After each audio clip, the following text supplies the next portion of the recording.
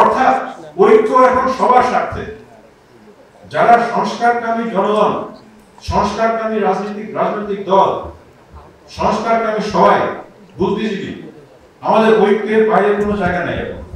কারণ ওই traffic jam থেকে আমাদেরকে বেরিয়ে আসতে হবে। আমরা একটা ট্রাফিক জ্যামে পড়ে গেছি। এই ট্রাফিক জ্যাম আগে ছিল না, এখন হয়ে গেছে। এবং এখানে ওই আগের ব্যবস্থায় যে নির্বাচন করে ভাই 2006 সালে তো ফ্যাসিবাদ ছিল না, 2006 সালে ফেরত যায়। আমাদের 2006 সালে ফেরত যাওয়ার কোনো জায়গা নেই। 2006 সালের পরে তো ফ্যাসিবাদ হয়েছে আস্তে আস্তে।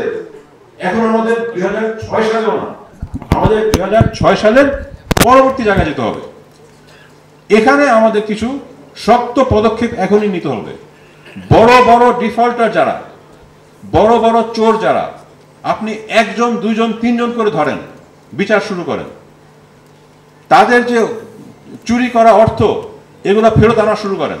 মানুষ দেখুক যে ক্ষমতাশীল যারা, তারা সব সময় পার পেয়ে যাবে না।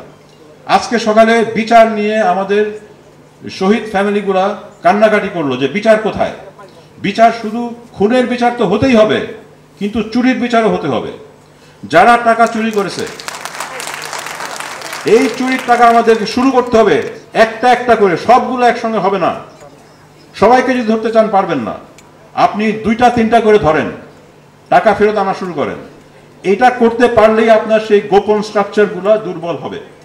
দুর্বল হইলে এই যে ক্ষমতার বিন্যাসের পরিবর্তন শুরু হবে, সেই পরিবর্তনের সঙ্গে আইন কানুনের পরিবর্তন শুরু হবে। এই যুদ্ধ এখন শুরু হচ্ছে। এই যুদ্ধ অনেক দিনের যুদ্ধ, কিন্তু এখানে আমাদেরকে ঐক্য বজায় রাখতে হবে। শুধু আইন কানুন না, ক্ষমতার পরিবর্তন আমাদের আনতে হবে। ধন্যবাদ।